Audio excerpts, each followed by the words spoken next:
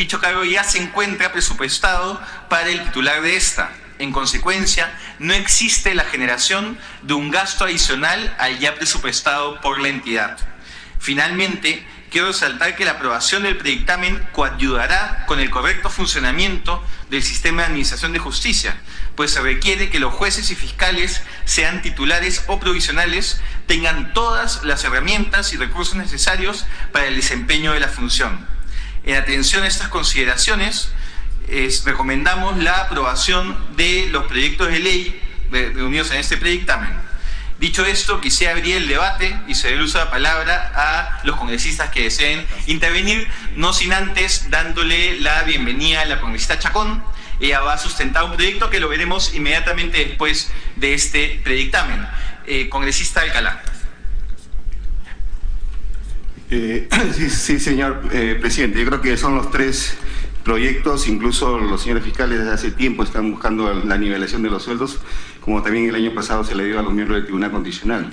Es cierto, también no genera gasto, de acuerdo al informe del Ministerio de Economía y Finanzas, dice que se genera gasto, lo cual este Parlamento no tiene iniciativa de gasto, pero analizando, digamos, lo que conocemos de la parte administrativa, lo que conocemos el cuadro de asignación de personal, su PNP, su presupuesto analítico también de personal, es cierto, van a cubrir las plazas vacantes y necesariamente eso ya está presupuestado, por lo tanto no va a generar ningún tipo de gasto. Además, si analizamos la ejecución de gasto del Ministerio Público, tenemos en cuenta que prácticamente está devolviendo casi un 35% de plazas que no están siendo, digamos, ocupadas en este momento, ¿no? Por lo tanto, yo creo que eso sí está previsto y yo creo que no habría ningún inconveniente en apoyar este proyecto de ley. Gracias, congresista Alcalá. Congresista Domínguez. Muchas gracias, presidente. Saludar a mis colegas congresistas.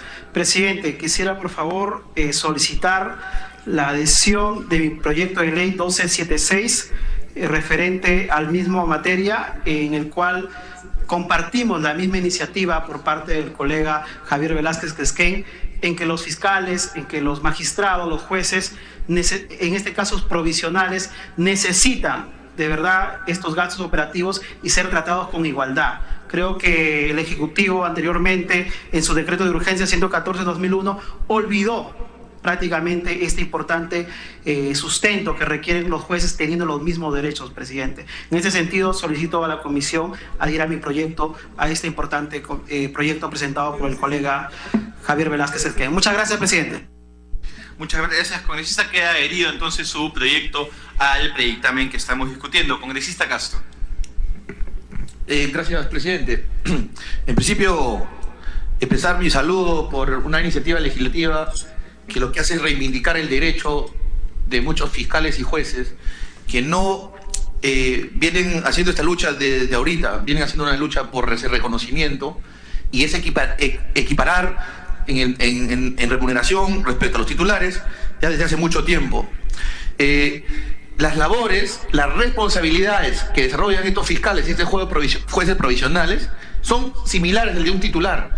No existe fundamento, ni sustento, ni administrativo, ni legal para que tengan una diferencia en el tema de salario. Entonces, desde el Congreso de la República, el saludo a la iniciativa del congresista Velázquez Quesquén, del congresista Domínguez, porque este es un justo reconocimiento a aquellos operadores de justicia que lo que hacen hoy día es justamente administrar justicia y defender la lucha contra la corrupción. Gracias, presidente. Gracias, congresista Castro. Congresista Echeverría. Presidente, por su intermedio, saludar a los colegas congresistas. Efectivamente, a igual trabajo, igualdad de derecho. En este caso se está reivindicando a los jueces y fiscales provisionales. Sin embargo, hay que mencionar que de las opiniones que se han solicitado es el Poder Judicial y el Ministerio Público quienes no han respondido. Son los primeros en ser llamados a emitir una opinión favorable. Sin embargo, también hay que tomar en cuenta de que con este proyecto de ley se va a motivar a muchos abogados para que postulen, toda vez de que en los 34 ahora existentes cortes superiores existe carencia de postulantes. No hay profesionales capacitados y especializados que se vean tentados a desplazarse a lo largo de nuestro país, obstaculizando la justicia. hay que saludar esta iniciativa legislativa y, bueno, apoyarla en su integridad. Gracias, congresista Echeverría. Congresista Velázquez, que son los autores de presidente, este proyecto de ley lo hemos presentado conjuntamente en forma multipartidaria, lo ha presentado la congresista Espinosa, el congresista Domínguez. Tiene como propósito que nosotros podamos, como parte del Estado, cumplir con un compromiso que tiene que ver con una grave omisión.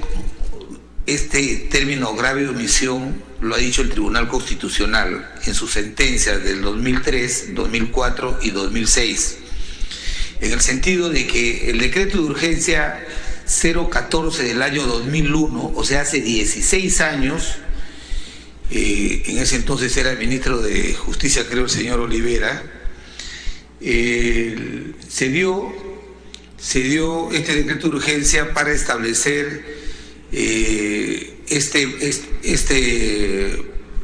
bono, llamado gasto operativo, y lo dice la norma del 014 como un complemento salarial, a los efectos de poder que no tengan implicancia de carácter remunerativo ni pensionario.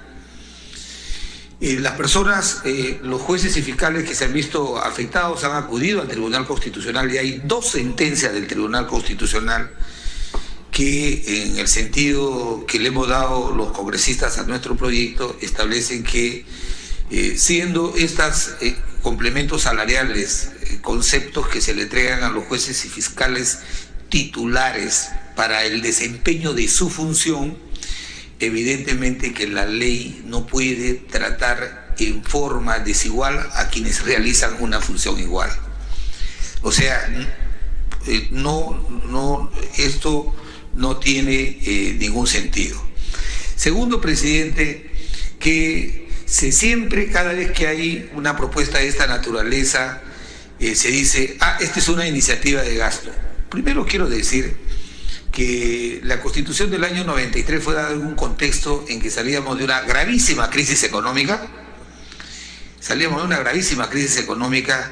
y esta fue una de las normas que el constituyente puso, pero que hay que interpretarla en su real dimensión.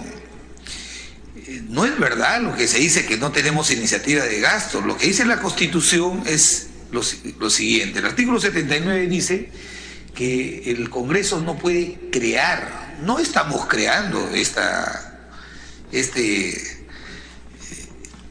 gasto operativo, ya existe. O sea, no estamos extendiendo la partida de función de este gasto operativo, sino ya existe y no estamos aumentando gastos. Lo leo como el artículo 79. Los representantes ante el Congreso no tienen iniciativa para crear ni para aumentar gastos públicos. ¿Aquí de qué se trata, señor presidente? Aquí se trata de que se dan 2 supuestos en el caso exclusivamente de la provisionalidad. Es diferente a los jueces supernumerarios, los que antes se llamaban suplentes, que son esporádicos, que cubren a veces licencias por maternidad o por vacaciones, que están muy circunstancialmente en la función jurisdiccional. Inclusive yo creo que a ellos también les debería alcanzar si desempeñan una función de esa naturaleza. Aquí se dan, y quiero que quede muy claro, 2 supuestos de la provisionalidad. A veces, cuando un juez de una instancia inferior es convocado para cumplir o cubrir un cargo o una función jurisdiccional superior, por decir, un juez penal es convocado para formar parte de una sala provisionalmente. Entonces, ese juez titular, tiene, evidentemente, percibe el gasto operativo. ¿Aquí qué sucede? Acá sucede que si sube a un cargo jerárquico superior a cumplir una función provisional, evidentemente le tendrán que dar el complemento del gasto operativo. Pero también hay un sinnúmero de abogados que tienen más de 5, 10, hasta 20 años que cumplen funciones provisionales, Entonces, lo que planteamos es que obviamente este complemento salarial que tiene la característica de gasto operativo contenido en este artículo 014 que obvió a los provisionales sea entregado también a jueces y fiscales. No hay, primero que no estamos creando el gasto operativo, ya existe desde el año 2001. Segundo, que no estamos aumentando gasto porque se supone, yo no imagino que podamos tener un juzgado, una fiscalía que realiza funciones permanentes que tenga un juez vía CAS.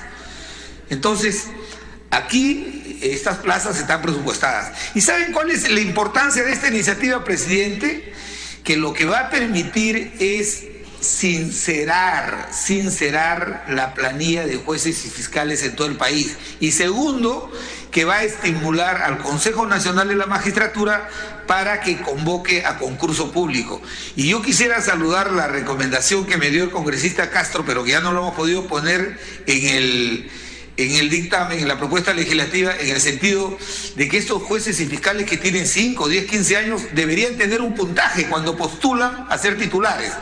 Por si acaso, que ya hay precedentes que este Parlamento, en este gobierno se han dado. Nosotros también esta misma lucha emprendimos en el caso de los maestros. Y en un informe que procuró la Comisión de Educación con relación a los maestros contratados que ganaban el 50% de lo que percibía un nombrado, no se nos quiso escuchar. Vino la huelga magisterial y al final de cuentas, después de la huelga magisterial, se terminó reconociendo que a los profesores contratados que cumplen la misma función que los nombrados deberían percibir remuneraciones casi parecidas. ¿Por qué le digo, presidente, casi parecidas? Porque el juez provisional se diferencia del titular, que el provisional nunca podrá ser titular si es que no sigue el procedimiento que establece la Constitución. Tiene que postular meritocráticamente a través del Consejo Nacional de la Magistratura. Cuando se visibilice todas las plazas de jueces y fiscales que hay en el país, el Consejo Nacional de la Magistratura va a tener que apurar el plazo para que esas plazas provisionales se conviertan en titulares, no automáticamente, sino a través de concursos meritocráticos, señor presidente. De tal manera de que cualquier observación que haya a la iniciativa de gasto queda disipada. No estamos infringiendo este aspecto de la Constitución. Y segundo, hay sendas sentencias del Tribunal Constitucional que han reconocido este principio, que no solamente está recogido en esta sentencia, sino que la han tomado del Pacto de San José de Costa Rica: a igual trabajo, igual remuneración. No puede ser posible, por ejemplo, que un fiscal, que me parece bien, o un juez de primera instancia, sale a hacer un operativo, obviamente tiene ingresos por 14.000 soles, tiene cómo desplazarse. Pero otro fiscal que o juez por ser provisional recibe la tercera parte, menos de la tercera parte de lo que recibe un titular, y tiene que cumplir las mismas funciones: levantar cadáveres, realizar operativos. Entonces, creemos que una de las razones para que la Administración de Justicia pueda funcionar y no haya el manido argumento de que porque hay esta asimetría la Administración de Justicia no es adecuada, yo creo que este es un paso que podemos dar adelante, presidente, y espero que los colegas de la Comisión puedan respaldar esta iniciativa. Gracias. Muchas gracias, congresista. Le damos el uso de la palabra al congresista Domínguez, no sin antes saludar de manera muy cordial a la congresista Letona, que nos acompaña esta tarde. Muchas gracias, presidente. Solamente para consignar el número correcto del proyecto, es el proyecto 2062-2017, para que tenga atención en la comisión. Muchas gracias. Se adhiere al predictamen, congresista Domínguez. Entonces, si no hay alguna otra intervención, procedemos a votar. Los congresistas que estén a favor, se van a levantar la mano. Congresista Domínguez, congresista Letona, congresista Ushñahua, congresista Castro, congresista Villavicencio, congresista Alcalá, congresista Echevarría, congresista González, congresista Pacori y congresista Velázquez, y el voto a favor de la presidencia y el voto a favor del congresista Costa. ¿O no? No, que está, bueno, no consideramos su voto. Antes de darle el uso de la palabra a la congresista Chacón para que pueda exponer su proyecto de ley, quisiera aprovechar el quórum para solicitar la dispensa de trámite de aprobación del acta para proceder a ejecutar los acuerdos adoptados en la presente sesión. Muy bien, ha sido aprobado. Muchísimas gracias.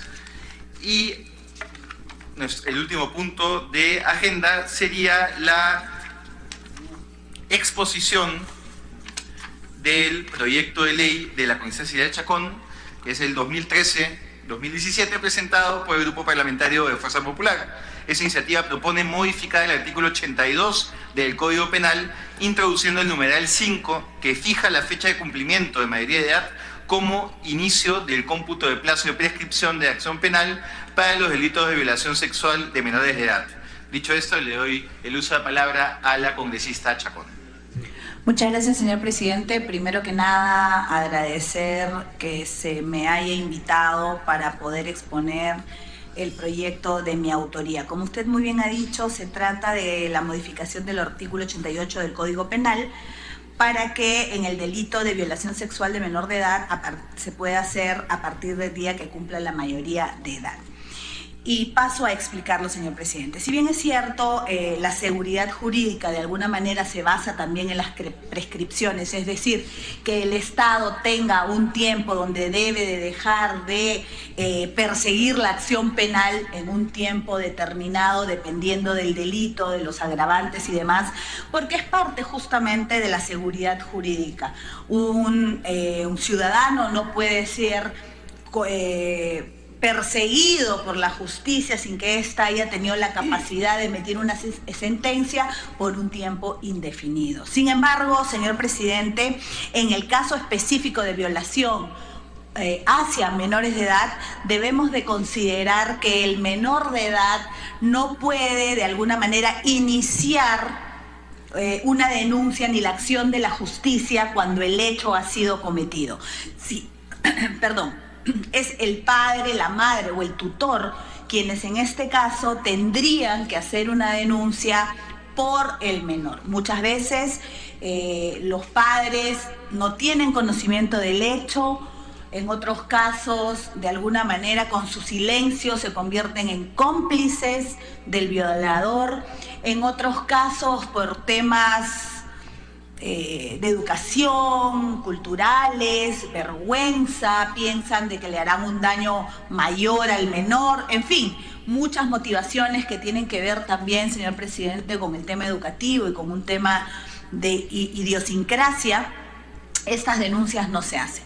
Sin embargo, y aquí no voy a revelar el nombre, pero justamente esta iniciativa legislativa ha sido a razón de que una señora, ya una adulta en estos momentos, madre de familia, que fue víctima de abuso sexual de niña y luego sus padres viajaron a Estados Unidos en una época donde muchos peruanos iban a buscarse un mejor futuro.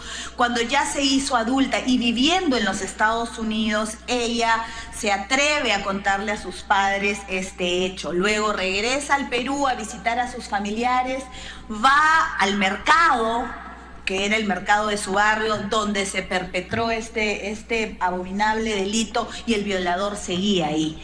Y ella, con gran preocupación, ya adulta, ya madre de familia, de alguna manera se siente lo suficientemente fuerte como para denunciar.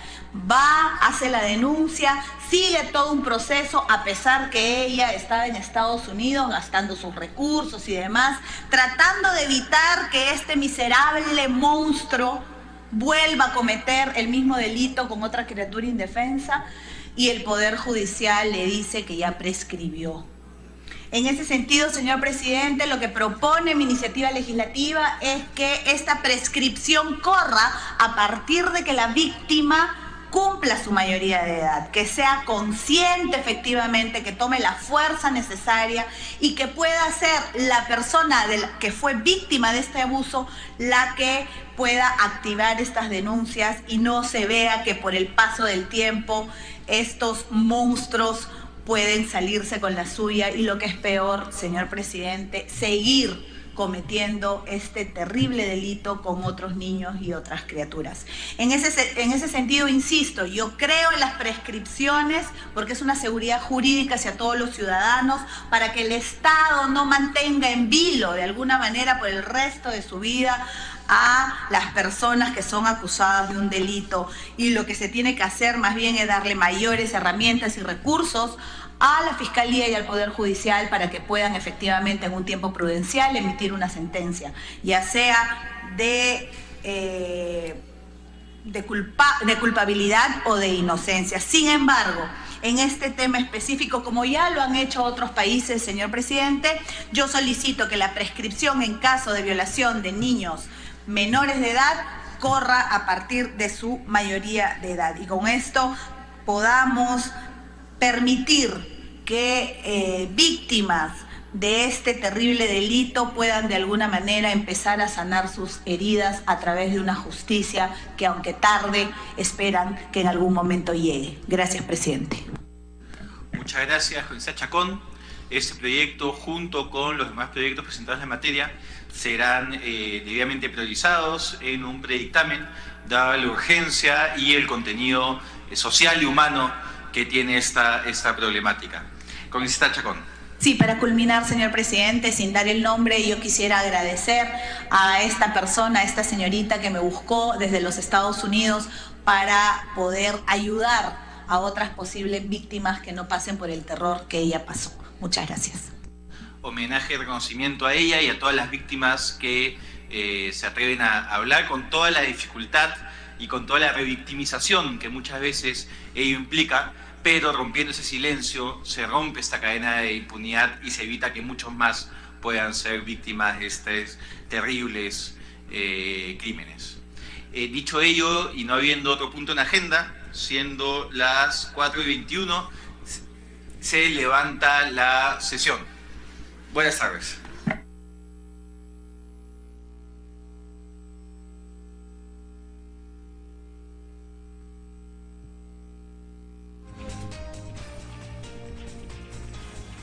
De esta manera concluye en el hemiciclo Raúl Porras y termina la sesión de la Comisión de Justicia. Ya está nuestro compañero Álvaro Maguiña. Adelante, Álvaro. Adelante, te escuchamos, Álvaro.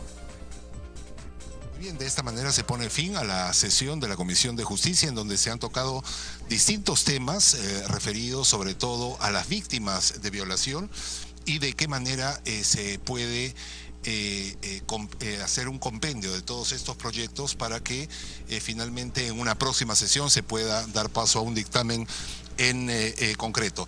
Estamos con la congresista Cecilia Chacón, que precisamente ha sustentado ¿cómo está, congresista? Uno de estos proyectos en último término. Explícanos un poco a qué se debe este término de prescripción de la pena en cuanto a los adolescentes cuando cumplen la mayoría de edad. Sí, efectivamente se han visto casos en los que el niño que es violado, el menor de edad que es violado, al tener que depender de una tercera persona que básicamente es el padre, la madre o el tutor para emitir una denuncia sobre un caso de violación hacia su persona siendo menor de edad, muchas veces por diferentes razones esto no se da. Y cuando la persona cumple la mayoría de edad y en algún momento acumula la fortaleza como para hacer la denuncia, en algunos casos ya prescribió. Por lo que nosotros queremos que se suspenda de alguna manera esta prescripción hasta que el niño víctima de estos monstruos abominables que cometen el acto de la violación sexual hacia los menores de edad, pues se suspenda y empieza a correr a partir que la víctima cumpla los 18 años para que el tiempo no sea un aliado de estas personas y no les permita seguir cometiendo. Hay dos casos emblemáticos sobre este tema, ¿no?, que se han dado a conocer últimamente. Bueno, sí, tenemos en el caso personal lo que me llevó a hacer esta iniciativa legislativa es que una señora ya madre de familia me buscó, vive en Estados Unidos, fue víctima de violación cuando era niña aquí en el Perú, luego su familia emigró y cuando regresó de visita a ver a sus familiares se encontró con la víctima en el mismo mercado donde ella fue violada. Y ante la preocupación de que cualquier otro niño sea víctima de este monstruo, pues inició efectivamente una denuncia y se dio con la ingrata sorpresa que ya había prescrito y que por lo tanto no se podía hacer nada al respecto. ¿Qué va a pasar con este proyecto suyo y los otros sobre la misma materia? ¿Se van a acumular en un solo dictamen? Sí, yo tengo entendido que el presidente de la comisión, hay varios hay varias iniciativas legislativas, no necesariamente sobre este punto específico de los niños menores, pero sí en temas de violación sexual que tiene que ver con tiempos. Se tendrá que hacer se van a acumular y se hará un solo dictamen, esperemos que lo antes posible, para que podamos a través de estas normas proteger de alguna manera a estas víctimas. Ok, congresista, ha sido muy amable como siempre. Muchísimas gracias. Muy bien, ha sido la congresista Cecilia Chacón dándonos alcances de este proyecto que ha expuesto y ha sustentado en esta sesión de la Comisión de Justicia que acaba de llegar a su fin. Nosotros vamos de inmediato a dar pase a estudios para continuar con nuestra programación. Muchas gracias a nuestro compañero Álvaro Maguiña conversando con la congresista Cecilia Chacón sobre este tema de proyectos de ley. Son varias iniciativas muy parecidas que proponen la imprescriptibilidad de los delitos de violación sexual contra menores, ¿no? El asunto es de que no prescriba nunca, porque como lo ha señalado la congresista Chacón, muchos menores son abusados, de adultos se atreven a denunciar y la justicia le dice: lo siento, ya ha pasado muchos años y no se puede hacer nada. En el Congreso de la República, los congresistas están muy preocupados por estos delitos de violación sexual. Se está pidiendo aumentar las penas, se está pidiendo la pena de muerte.